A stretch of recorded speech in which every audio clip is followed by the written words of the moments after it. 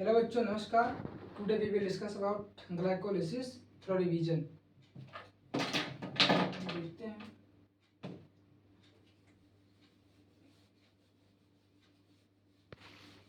Breakdown of glucose partially is known as glycolysis. Glycolysis की शुरुआत glucose से होती है। ग्लूकोज से ग्लूकोज 6-फॉस्फेट, ग्लूकोज 6-फॉस्फेट से फ्रक्टोज 6-फॉस्फेट, फ्रक्टोज 6-फॉस्फेट से फ्रक्टोज 1,6-बिसफॉस्फेट, 1,6-बिसफॉस्फेट। अब फ्रक्टोज से 3,3 कंपाउंड बनते हैं। G3P plus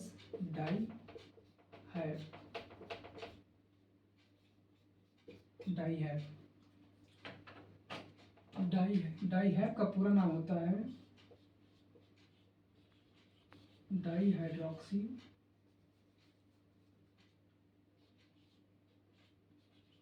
dihydroxy acetone phosphate,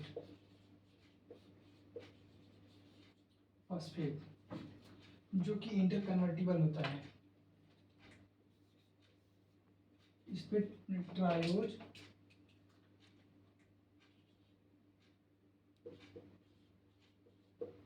phosphate isomerase डालने पर यह G3P में कन्वर्ट हो जाता है। फिर यहाँ से G3P 13BPG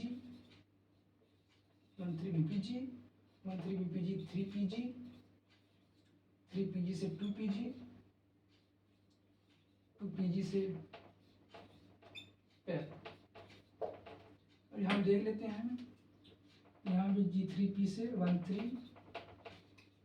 13BPG, फिर 3PG, फिर 2PG, फाइनली पेप, देन पायरुवेट।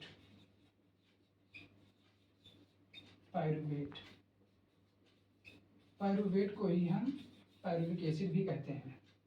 ठीक, पहले आप स्टेप को एक बार देख लीजिए।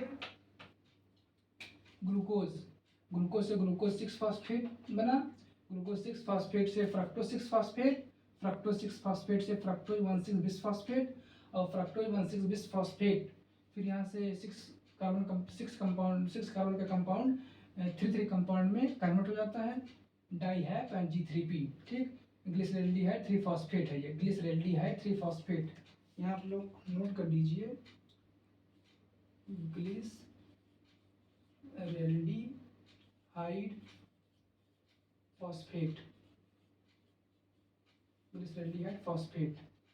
यहाँ फिर 13BPG 13-बिसफॉस्फोग्लिसरैल्डिहाइड, 3-फॉस्फोग्लिसरिक acid, 2-फॉस्फोग्लिसरिक acid, phosphoenol pyruvate. ये इंपॉर्टेंट है, इसलिए इसे भी लिख लीजिए, फॉस्फोइनॉल पायरुवेट। फिर ये फाइनली पायरुविक एसिड बनता है। इसका पूरा नाम है डाईहाइड्रोक्सी एसीटोन फॉस्फेट, जो triose phosphate isomerase enzyme catalyst का यूज करने से G3P का यूज होता है। यहाँ डाईहैप से G3P बनता है, फिर 13BPG यहाँ भी, फिर 3PG, फिर 2PG, फिर पेप, और फिर फाइनली पायरुवेट होता है। अब ये हमारा कंपाउंड हो गया। अब हम इसमें देखेंगे कौन सा एंजाइम कहाँ पर यूज होता है। ठीक, तो हम इस एंजाइम को इस कलर से बनाते हैं। यहाँ यूज होता है हेक्सोकाइनेज या ग्लूकोकाइनेज एंजाइम। यहाँ यूज होता है आइसोमेरेज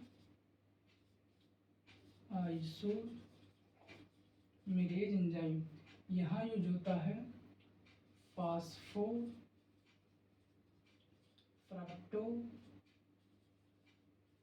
फ्रक्टोकाइनेज यहाँ एक बहुत इंपॉर्टेंट क्वेश्चन बनता है जिसे कहते हैं फास्फोफ्रक्टोकाइनेज को पीएफके कहते हैं। पीएफके को हम पेसमेकर कहते हैं। PFK is also known as pacemaker of glycolysis. तो ये बहुत ही इंपॉर्टेंट क्वेश्चन बनता है कि which is pacemaker of which enzyme is known as pacemaker of glycolysis। तो उसे हम कहते हैं पीएफके फास्फोफ्रक्टोकाइनेज। फिर यहाँ एंजाइम यूज होता है एल्डोलेज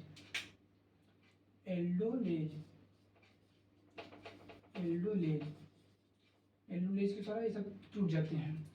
फिर यहाँ पर G3P डिहाइड्रोजिनेज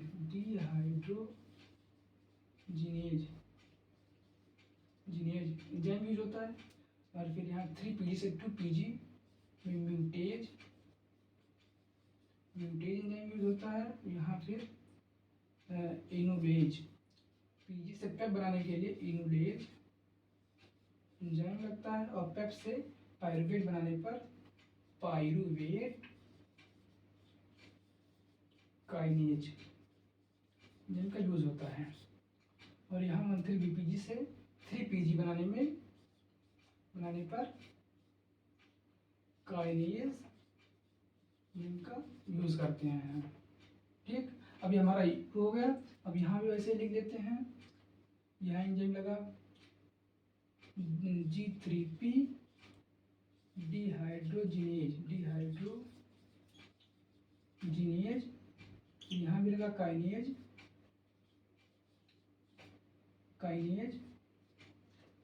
फिर यहाँ लगा म्यूटेज।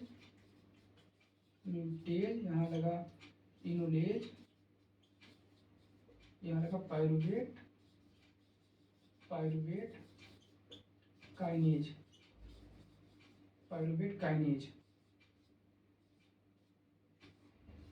ठीक, अब हमारा सारे एंजाइम कंप्लीट हो गए। अब हम देखते हैं कि कहाँ एटीपी यूज किया गया, वहाँ से एटीपी का फॉर्मेशन हुआ। ठीक, तो फिर देखते हैं यहाँ पर यहाँ देख लीजिए आप लोग। अगर मैं राइट साइड में एरो बनाता हूँ तो इसका मतलब रिलीज एटीपी। और अगर लेफ्ट साइड में अगर मैं एरो बनाता हूँ तो यूज्ड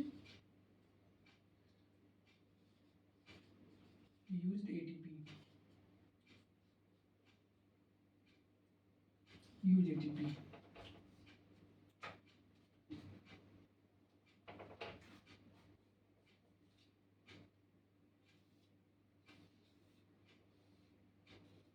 ठीक है, तो इसका ध्यान रखिएगा आप लोग।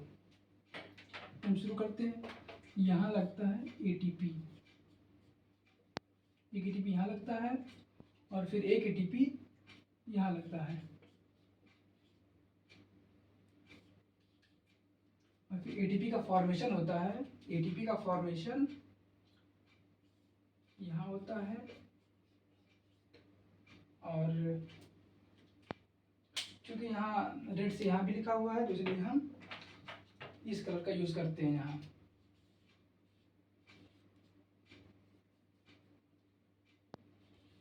एटीपी। और फिर यहाँ भी बनता है, जब जहाँ पेप से पायरुवेट बनता है यहाँ भी एक एटीपी बनता है। ये यहाँ एटीपी 1,3-BPG से 2PG बनाने में 1 एटीपी का फॉर्मेशन हुआ। और फॉस्फोनल पायरुवेट से पायरुविक एसिड बनाने में 1 एटीपी का फॉर्मेशन हुआ। ऐसे ही यहाँ से भी 1 एटीपी का फॉर्मेशन हुआ। देखिए बच्चों, यहाँ से हुआ है 1 एटीपी का फॉर्मेशन, यहाँ से हुआ है। और फिर यहाँ से फॉस्फोनल पायरुवेट से पायरुविक एसिड बनाने में 1 एटीपी का फॉर्मेशन यहाँ भी हुआ है। तो देख लीजिए हमारा एटीपी कहाँ बना है, कहाँ यूज हुआ है। यहाँ पर ग्लूकोज से ग्लूकोज 6 फॉस्फेट बनाने में 1 एटीपी का यूज हुआ है। और फिर फ्रक्टोज 6 फॉस्फेट से फ्रक्टोज 1,6 बिस फॉस्फेट बनाने में 1 एटीपी का यूज हुआ यहाँ। और फिर यहाँ 13 BPG से 3 PG बनाने में 1 ATP का फॉर्मेशन हुआ है, और फिर फॉस्फोइनोल पायरुवेट से पायरुविक एसिड बनने में 1 ATP का फॉर्मेशन हुआ है। तो हम कह सकते हैं यहाँ पर 2 ATP का यूज हुआ, 2 ATP यूज हुए हैं, 2 ATP यूज हुआ है। 1 2 3 4 4 5 एंड 6, टोटल हमारा 6 ATP का यूज हुआ है। यूज्ड, यहाँ लिख लीजिए used plus release, release ATP equals to 6 ATP, 6 ATP। आप लोग इसे नोट कर लीजिए। एक चीज़ ये भी ध्यान रखिएगा आप लोग, ये इनकम्प्लीट, एक चीज़ यहाँ आप लोग ध्यान दीजिएगा, ये इनकम्प्लीट ब्रेकडाउन है, इनकम्प्लीट ब्रेकडाउन है, तो कम्प्लीटली ब्रेकडाउन नहीं होता है। ठीक, आप लोग इसे नोट कर लीजिए। फिर हम अगले स्लाइड पर चलते हैं। एक बार आप लोग और ध्यान दीजिए, ग्लूकोज से ग्लूकोज 6 फॉस्फेट, ग्लूकोज 6 फॉस्फेट से फ्रक्टोज 6 फॉस्फेट, फ्रक्टोज 6 फॉस्फेट से फ्रक्टोज 1,6 बिसफॉस्फेट, फ्रक्टोज 1,6 बिसफॉस्फेट पर एल्डोलेज एंजाइम डालने पर डाइहाइड्रॉक्सी एसीटेट फॉस्फेट में चेंज होता है, और फिर G3P में चेंज होता है, फिर G3P से 13 BPG, 13 BPG से 3PG, 3PG से 2PG, 2PG से पेप, और पेप से पायरुवेट, ये पायरुविक एसिड कह सकते हैं।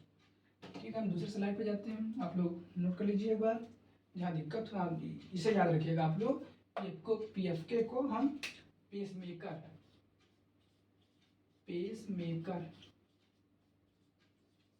ऑफ ग्लाइकोलिसिस कहते हैं। Very very important.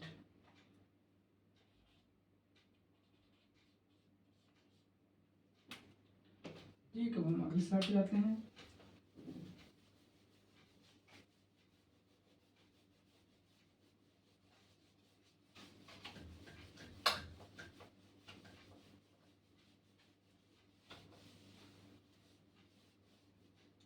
अब हम देखते हैं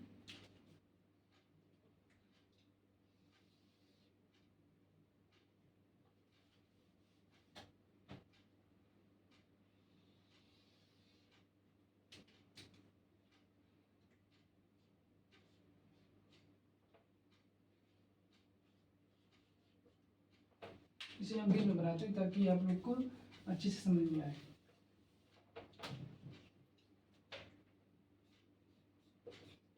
इनपुट आउटपुट,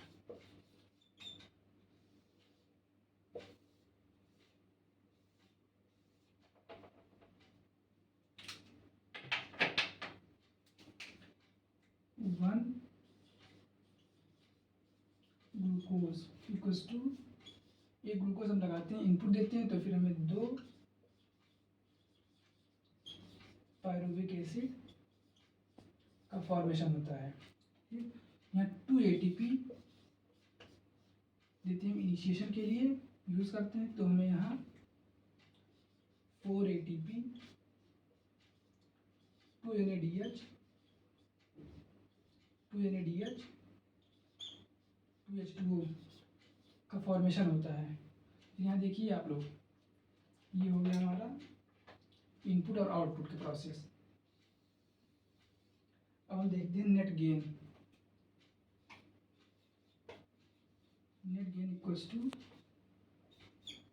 देखिए आप लोग, इनपुट दिया गया 2 ATP, 2 ATP का यूज हुआ, और आउटपुट मिला हमें 4 ATP। ठीक, और आउटपुट मिला हमें 4 ATP, तो 4 ATP में से हम 2 ATP को जो दिया गया है उसे माइनस कर देंगे, आउटपुट 4 ATP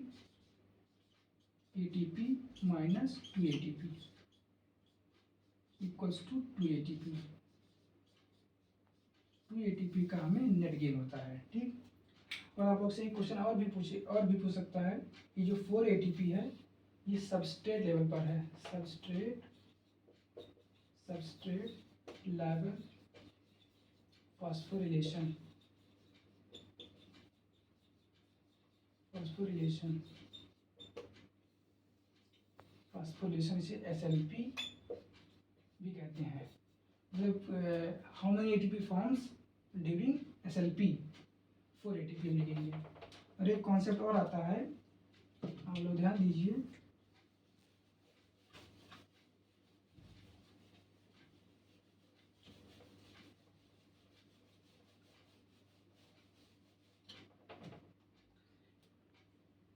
एक बहुत ही इम्पोर्टेंट स्टेप है 1,3-BPG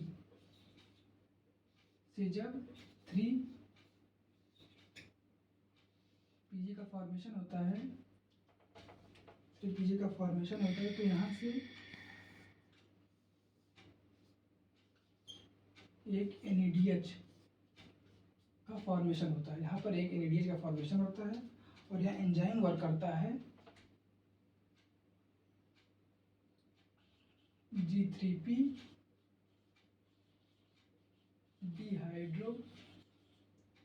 हाइड्रोजिनेज।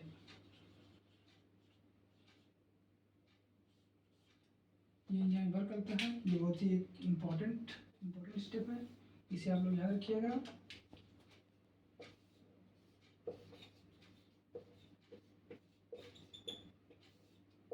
ओके बच्चों, थैंक्स।